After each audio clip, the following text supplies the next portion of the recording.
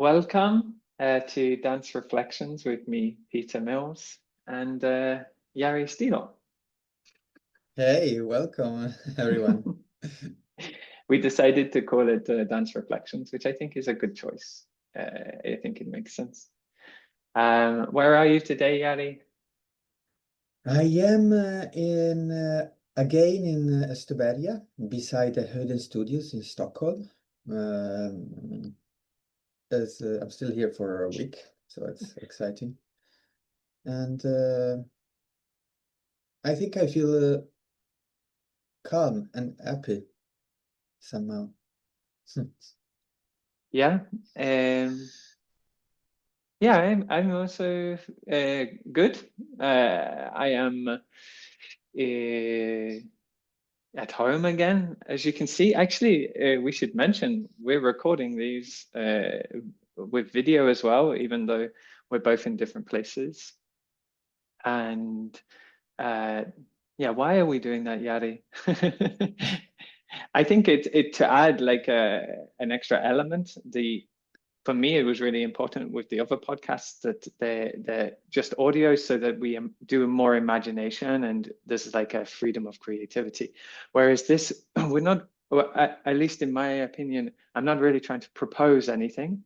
So this is an opportunity to actually share video, share image, because I'm not the intention isn't like with the others where we're proposing things, or the guests that I'm meeting are proposing things, and then the listener can sort of be very free with their associations around what is happening. Whereas this, yeah, we're not, at least not in a big way, proposing anything. We're always proposing something. There's always a sense of like commitment. Yeah, but yeah, that's where I am true. on video with Yari. Yeah, in my living room again. yeah. I also think there is a materiality, maybe because those reflections are a bit more blurry.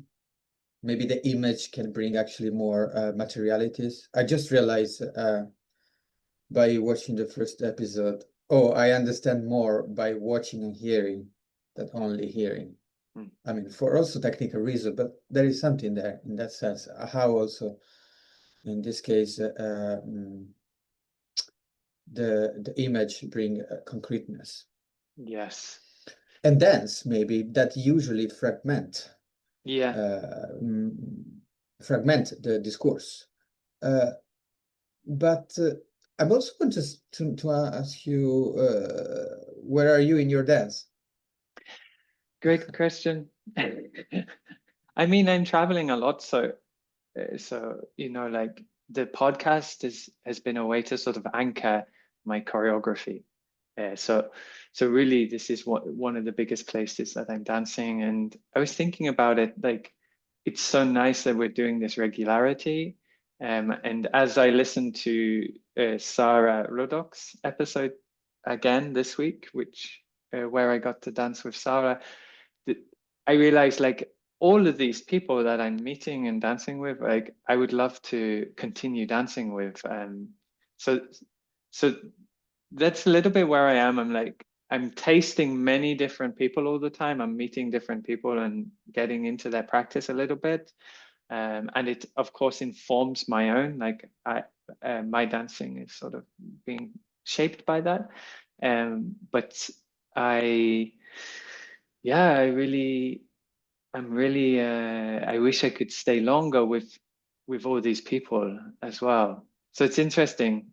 Yesterday I saw Cecilia Roos and I saw Martin Sonderkamp, as well as many others. But those two have episodes with me, and it was really, really like warming. And I was like, oh, I have this little pocket of a dance, and we have that, and we've shared it, and there's this public, and I'm still there, you know, I'm still in those studios because I'm returning to those studios all the time. And in a bigger way, us doing this reflections is a way of like returning to that. So yeah, That's where I am. I have a future projects. We can talk about them when they come up, maybe. Okay. Yeah. But shall Nice. we shall we dance a little bit? Yeah. Last time we sort of danced throughout. So let's start, and then maybe some questions come up, and we just start talking. Yeah. Okay. So start dancing, and then when some questions come up, we can start talking. Yeah. No music. Okay. No music, just dancing, yeah?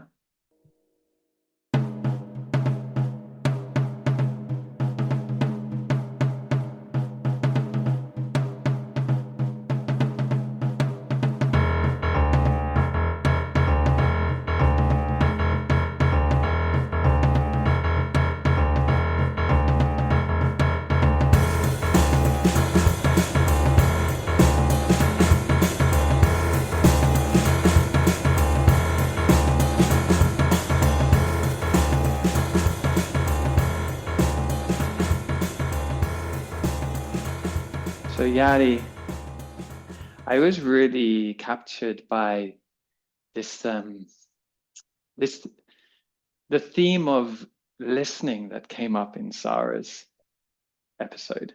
Yeah. And it was kind of my reading, I think, was sort of this, could we understand some of the aspects of dancing as a kind of listening? And what's interesting is like listening is this sort of situating and resituating and contracting and expanding the attention of one's perception, the attention of where our attention sort of resides. Yeah. Mm.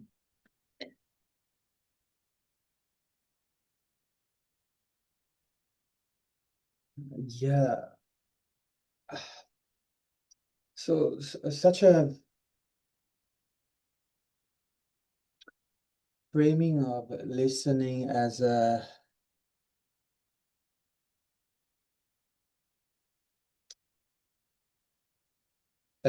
maybe as a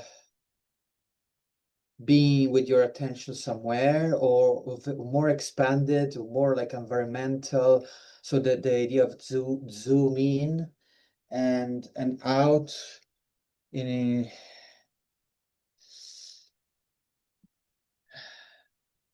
I think it gives in relation to the body, it gives um, an opportunity to cluster an experience, but also of a body parts, or or or to cluster a context within the body. Ugh, God, it's a bit hard to explain what I want to say, I think. Um, And I also hear the struggle of thinking what's moving as well. There's this right, tempo shift in the language. yeah. Um, I'm thinking about the skin, for example, now, and how very often in dance we speak about listening, Yes. and we use the touch as an extension of listening, huh? Yes. Yeah. And the skin, so as a as that part of the body that listen right now, can be through the vibration. You spoke about that with Sarah. Yeah, yeah. Oh, Uh, and she spoke a little bit about touch as well. That was very central, I think, in the yeah. thing. I mean, for me, which was really interesting. I mean, did you try this walking backwards? Oh my God, yes. It was really it's such a beautiful mechanism. Uh, but because it was so simple, right? Like it's such a simple step, let's say, or simple dance. And I think that's what's really interesting is that her focus or brought me to this place of dance can be about attending extremely simple activities and qualities and movements.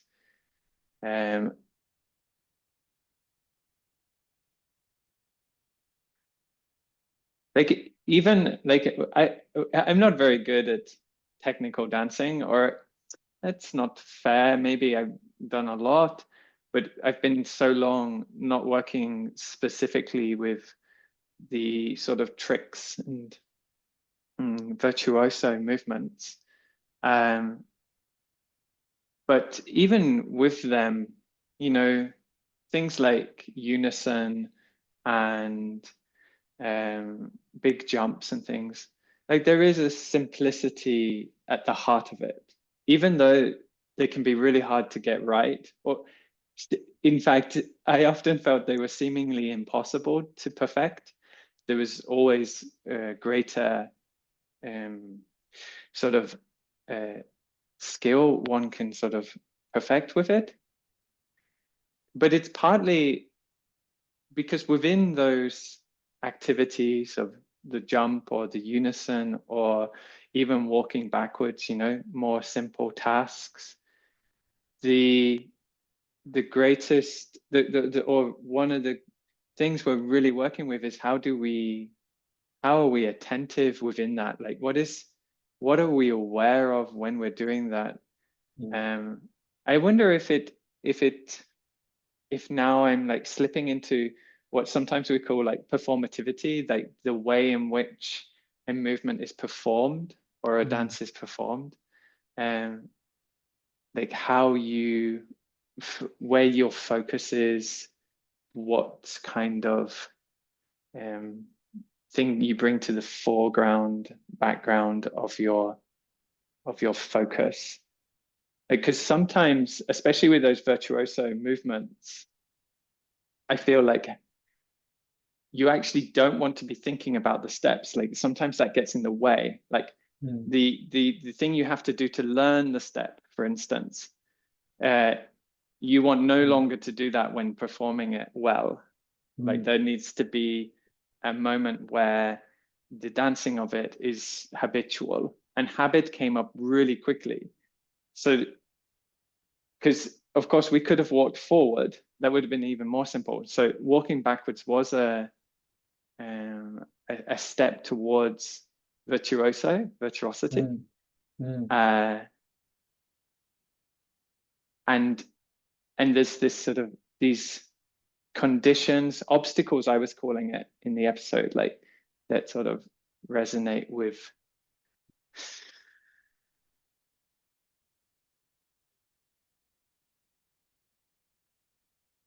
the habits. It made me think, yeah, I mean, the habits is very present. I mean, it make me think that about the virtuous dance technique, the virtuosistic dance technique, is that there is a tendency to not listen the moment, maybe at least. I mean, at least in the beginning is like I do, and the body, the habits enter, and then it's I don't think, and I don't even feel the moment right now, as a way of forcing, your body to be traced, to be choreographed, and so to not spend so much energy and attention. So that's the thing, because if the listening is attention, while you actually doing certain technique, maybe you allow your body to remember and to have their own brain. I don't know. I'm just thinking, maybe it depends from person to person, I must say, and how much technique you really actually have. But if there is if some people in the traditional dance of this technique, very often the idea is that you first learn the technique and then you can kind of work on your expression or put energy, attention on something else because things just go by themselves. So this listening, that it's in this case is attention. It's on the edge of being switched, I think, very often. I But then would on the say, others, oh, I mean, I just to finish. Then on the other side, when I remember the typical pirouette, the turning on yourself in a pivot, the most beautiful dancer that could do this for me was obvious that they were, and many turn, 5, 6, 7, 8, whatever. It was obvious to me they were listening every turn. They were constantly on that every turn. There was a balance with their hip. There was like a recalibration. So yes, I was saying last week or some time ago when we were talking, I had gone to Scottish country dancing with my my dad, and it's mainly pensioners that are doing this dancing, and it works in a set. So you have like a partner, and you're dancing up and down. You're doing sort of figure of eights and things, right? And I go and they go every week, and I don't know the dances, but they're very kind and they go through the dances, but they're relatively simple. There's certain sort of like a figure of eight. There are certain sets, I guess, or elements that build up to make the dance, and often some have little alterations. There was something called a Spanish turn or something, which was very difficult because it went against the sort of one of the more traditional swaps or moves with your partner. And it's really powerful, the sort of simplicity of it, but at the same time it feels very necessary that there's a dealing with that complexity, and in that dealing you're listening to the others, you're listening to the music, you're listening to the steps, you're listening to your own body in relationship to things. There is this heightened sense of listening, because of like if we really simplified it, it could be just walking straight forward, but it's not. It's walking and then walking back and then walking to the side or walking around or walking between, and it's those little interruptions that we're trying to remember and configure and pay attention to and draw our focus to, that sort of broadens and creates this really joyful space, playful space. I really felt it as a memory of, there's so much joy here to learn a dance and to dance with others to music. There was this one dance called the Teddy Bear's Picnic, which was really great because it's a nursery rhyme. Do you know this nursery rhyme? No. It has a little song with it. I forget it. I'm not going to try and sing it. And then it has this play of chasing, these sort of figures which represent chasing and different things. It's a really beautiful and creative interruption into like activity that could be considered quite simple. I'm sure it can be quite complex as well, but it's those interruptions that seem to be really interesting. And exactly as you say, like with the pirouette, just this how finding ways to be attentive the whole time, right? The whole pirouette, each pirouette is really important. Have you been dancing more this week?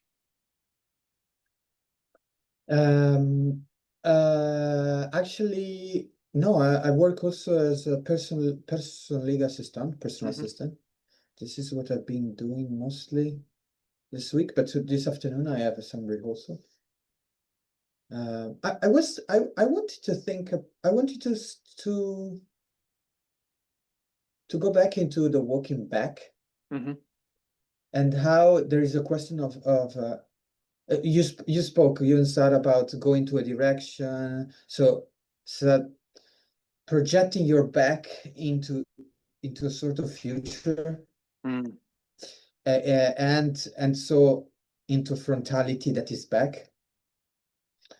And I realized that when I tried to do that, I was like, the knee relation. It's so interesting, The right? knee, like Yeah, the back of the the knee, yeah, yeah. the back of the knee that usually when we go front, the back of the knee push front. Hmm. And this Hmm. time that, I mean, feeling going front from the back. It Yes, felt yeah, like, yeah, ow, oh, the knee, the back of the knee is pushing back or something like that, or at least it was very interesting to feel that a joint can even breathe yeah. differently somehow in that sense. I don't know why I say breathe then, but But it can. it's the same a little bit. I feel it in, or if I understand the sensation you're trying to describe, I feel it a little bit in my ankle as well. Like the momentum and how it absorbs and moves with the shock shifts somehow, and there is a release, like because I guess we're using it in one way so much. There's a sort of like I understand that sense of breath as a sense of like oh Yeah. that the weight and the The friction as it suspension, moves yeah, of it's true. It's the move to the suspension somehow, or the mm, fall as walking. Do you mm. also speak about Falling, yeah, falling, yeah, right? falling. I Right. was gonna say like like for me it was I was very aware of how walking backwards felt more like falling than going forwards. There's something about catching oneself that Yeah. really sort of appeared. Um, but isn't it amazing? Like I was listening to a podcast, The Rest is Science, I think it is, and they were talking about magnetism, and they were saying how sort of lucky and fortunate it is that things are magnetic and that things can be magnetized, and even that the Earth is a magnet, you know, that it Mm. has a magnetic field. Like these are, it's not for granted. I think Mars, they were saying, doesn't have a magnetic field, okay? Uh-huh.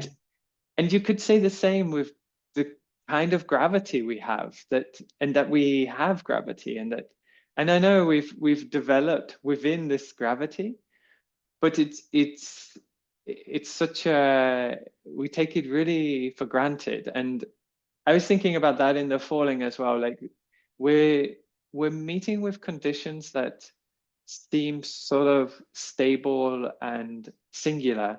So, like for instance, there's this idea, or there's been evidence that says that the magnetic fields shift sometimes. So the Mm. south becomes the north, and the north becomes the south, or they Mm. move slightly off axis and things. Mm. Um, and of course, if we were to travel to another planet, the gravity would be vastly different, and our Mm. organs would function different, our legs would function different, and we might get problems, we might grow, we might shrink, all these sort of Mm. things. Mm. Um, so this is sort of like remarkable. We're so connected to the, we're sort of encased, aren't we, within the environment that we find ourselves, and our movements and our dancing are no different. They are also a part of this physical ecosystem, the environment that sort of makes up this place that we can dance in. um Yeah, yeah. the affordances of what can we do right now in this contest, in this physical space, Mm. and with those kind of rules of uh relating. Yes, Yeah. yes, yeah, yeah, Yeah. exactly, exactly. I met someone at a party. That was it. And we were talking about dance, and I had one of those difficult conversations of like trying to describe what I do. They were sort of saying, "Oh, what kind of style is it?" And I sort of trying to say, "Oh, well, I'm more in experimental dance, and I investigate how we dance and what dance can be and what it is, and ask questions around it." And he was someone who worked in a shop and would like lift boxes all the time. And I was saying like it's those kind of things that are so that are a part of us that can be investigated, and it's that creative play like between understanding. And he was saying how, yeah, I can look at a washing machine or something Mm. and know if I can lift it or not. Like know where the center of gravity is in the machine and Oh my things. God, yes. Yeah. Um, Wow. but it occurred to me the other day that as someone who practices in a sort of questioning experimental way, I think I still have a practice, but I'm not lifting one box every day. Does that make sense? And how do you feel? Because do you do ballet every day still, or one thing every day?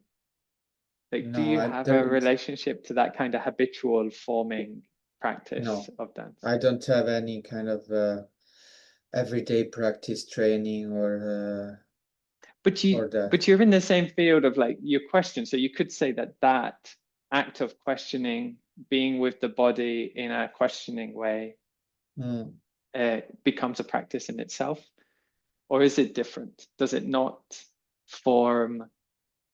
It must, right? Like the same things that form habits and structures in our mind and body for doing a pirouette must be the same things that structure other parts of our being and ways of Yeah, but even in yeah. relation to the body, because I'm working as personal assistant, personal lead assistant for a person with disability, a wheelchair user.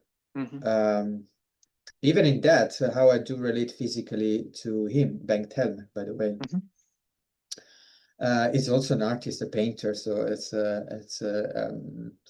working for and with him, it's a pleasure. I'm really pleased. But so also the shifting, the changing together, the giving weight, the pulling and pushing, and this is so present in our daily routines.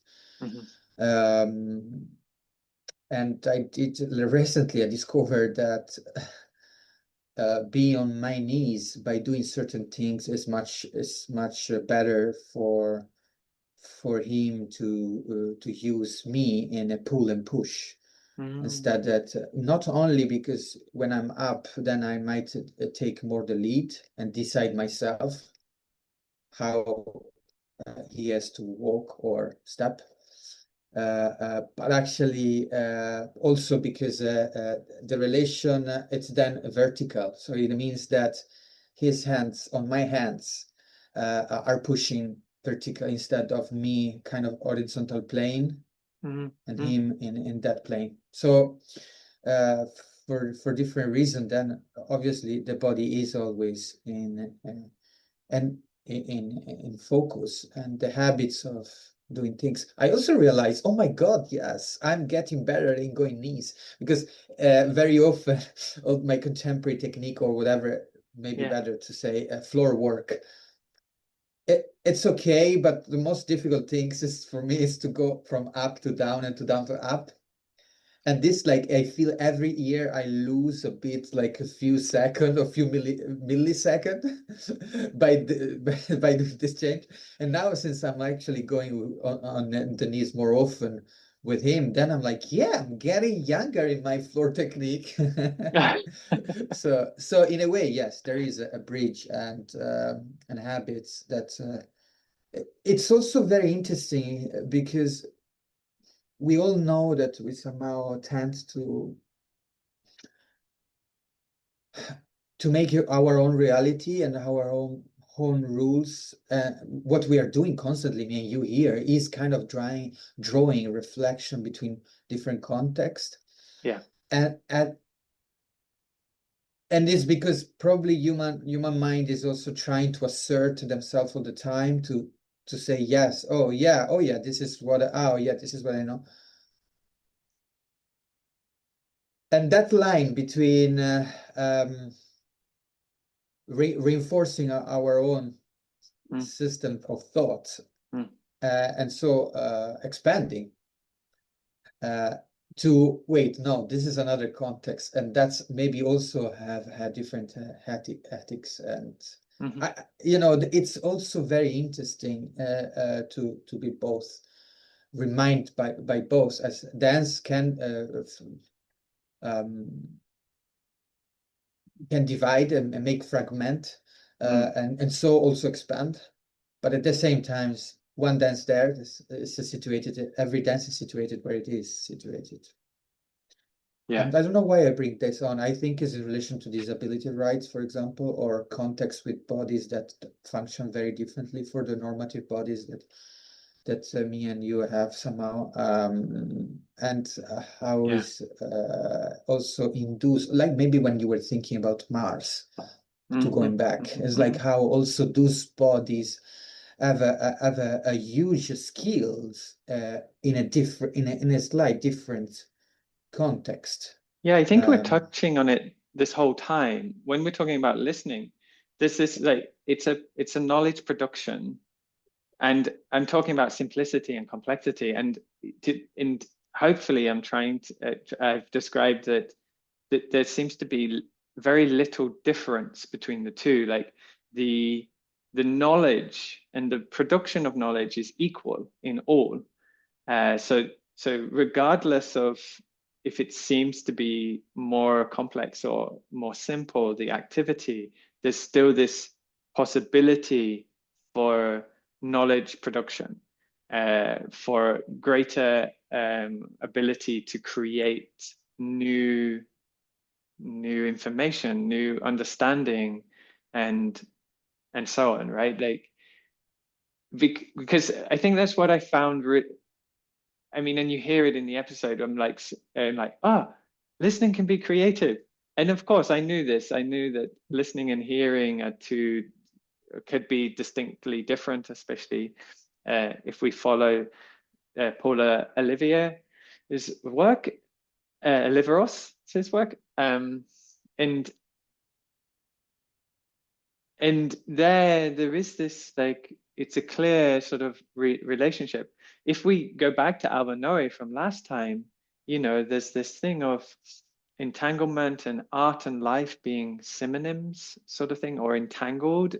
So there's the hearing that always happens, but then there's the listening, and one can't really exist without the other. You can't hear without listening to your hearing, and that listening has a creative instrument and implication.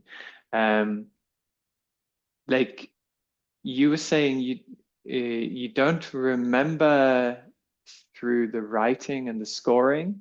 This is from last time you were saying this, but you're not trying to remember the steps, the shapes. You're trying to remember the feeling, and there is this sort of integrated experiential sort of undertone to all this work, where we are trying to value something more implicit in knowledge production, rather than say a new shape, a new bodily shape, or a new thing. We're trying to value the complexity within all the shapes, and how that relationship between what is the shape, the life, and the attention, the listening, the creativity, the art, so to speak. I'm maybe way off, and we have like 1 minute. No. It does. Yeah, it feels. So. Thank you for going back to the mix of listening and doing sounds also, because you do a lot with Sarah also, the question of Yeah. echoes and so the doing of the, I mean, it looks until now we're being disrupted, trying to disrupt a lot the active and passive or the dichotomy of leading, following, and also through back and through walking back. Thank you so much. And I look forward to next week when we will do this again. See you then.